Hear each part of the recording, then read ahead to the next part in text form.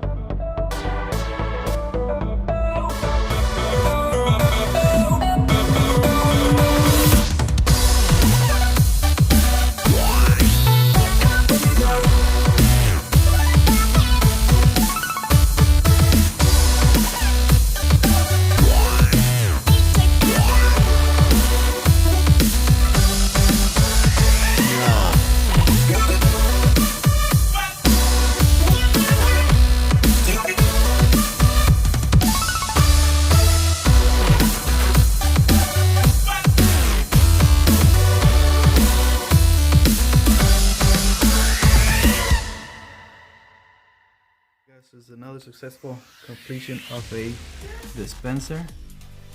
So I have it in my It's a display shelf. It looks pretty nice. So, I gotta flip my phone. Like that, no light.